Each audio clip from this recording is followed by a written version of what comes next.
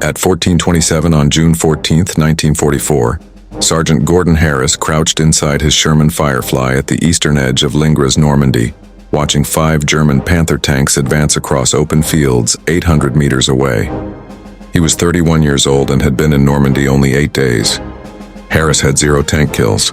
The British 7th Armored Division had already lost 42 Sherman tanks in 6 days. German Panthers and Tigers dominated nearly every engagement.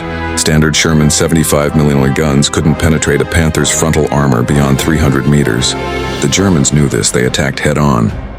Harris commanded the only weapon in his squadron that could stop a Panther at long range, the Sherman Firefly, a controversial British modification that military leadership tried to cancel 3 times before D-Day. In January 1943, the Ministry of Supply rejected mounting Britain's 17-pounder anti-tank gun inside an American Sherman turret. They said it was impossible. The gun was too large, the turret too small. Besides, newer British tanks like the Challenger and Cromwell were coming. Major George Brighty at Lulworth Armored Fighting School ignored the rejection. He welded a 17-pounder into a Sherman turret anyway. There was no recoil system. The gun was locked rigid, and the entire tank absorbed the shock when fired. It barely worked. The ministry ordered him to stop. In June 1943, Lieutenant Colonel George Witheridge joined the unauthorized project. He had been wounded at Gazala when his Grant tank was knocked out. He understood the deadly cost of inferior firepower. Together, Brighty and Witheridge solved the recoil problem, modified the breech mechanism, cut a new gunner's hatch, moved the radio into an external turret box, and removed the hull machine gunner position to store 17-pounder ammunition. The ministry discovered their continued work and ordered them to stop again. Witheridge went over their heads using connections with Major General Raymond Briggs and Claude Gibb at the Ministry of Supply. He argued the Challenger tank program was failing. The Cromwell's turret ring was too narrow for the 17-pounder. The Firefly was Britain's only realistic option before Normandy. In November 1943, after months of resistance, the ministry finally approved production of the Firefly conversion. By May 31, 1944, only 342 Fireflies had been completed, just 1 per 4-tank troop. British armored regiments entered Normandy critically short of tanks able to fight Panthers effectively at long range, and the Germans quickly learned to spot them. Within 3 days of D-Day, Panzer commanders recognized the Firefly by its distinctively long barrel. Orders spread across German armored units: kill Fireflies first. Firefly crews tried to camouflage their barrels with mud and mesh, but it seldom worked. Harris had been a gunner until 4 days earlier. His tank commander was killed on June 10th. Panther round through the turret near Tilly-sur-Seulles. Direct hit. The commander died instantly. Harris inherited command and stepped into a role he never expected. His gunner, Trooper Alec McKillop, was 24. Scottish, steady-handed, and sharp-eyed. McKillop had fired exactly 7 shots in combat. 3 misses and 4 hits on German half-tracks, but never against a tank. Today would be the first. The 5 Panthers approached in a line formation, marked as Panzer Lehr Division. They advanced toward Lingra, where British infantry had defensive positions. 3 standard Shermans waited behind buildings, but their 75mm guns were useless at this range. Harris's Firefly was the only chance. The Panthers closed the distance 800 meters, then 700, then 650.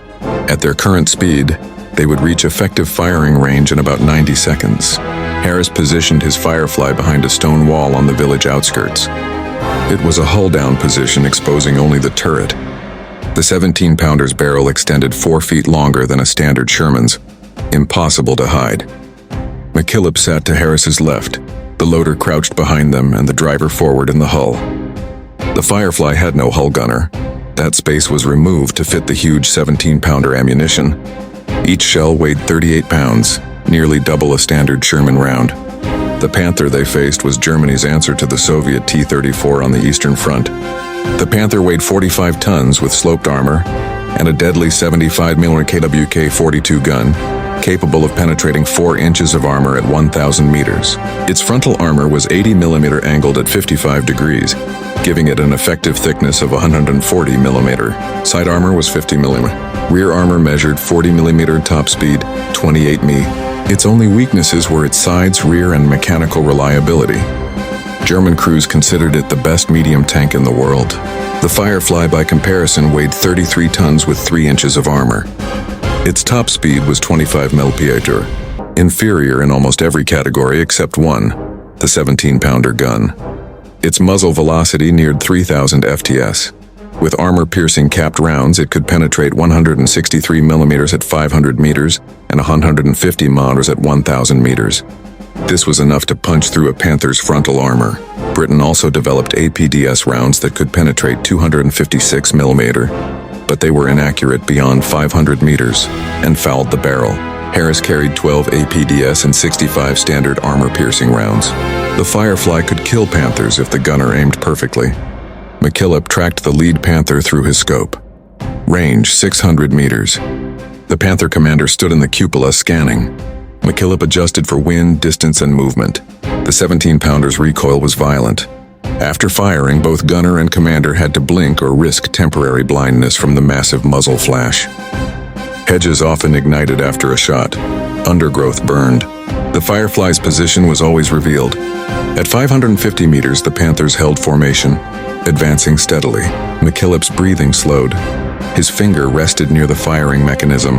Harris, who had trained gunners before the war, recognized the signs.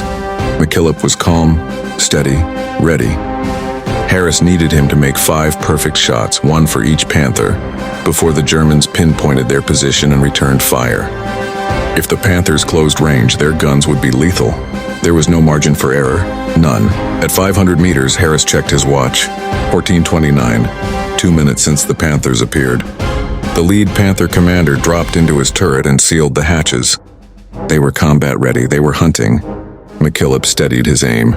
He targeted the Panther's frontal glacis, where armor met the turret ring, the weakest point on the front. At this range, the 17-pounder round would reach the target in less than 1 second. The German crew would have no time to react. At 14:30, McKillop fired. The 17-pounder thundered. Recoil slammed the tank back 6 inches. A brilliant orange flash blinded Harris for 2 seconds. The hedge 10 feet ahead ignited instantly. Smoke poured from burning vegetation. Through the clearing smoke, Harris saw the lead Panther roll forward 3 meters and stop. The round had penetrated the glacis below the turret ring. Smoke leaked from the hatches. No fire, no explosion. The crew was dead inside. 4 Panthers remained. They reacted instantly, scattering without hesitation. Professionals. 1 veered left. 2 moved right, and the 5th reversed at speed. The burning hedge had revealed the Firefly's exact position. Harris had perhaps 15 seconds before return fire.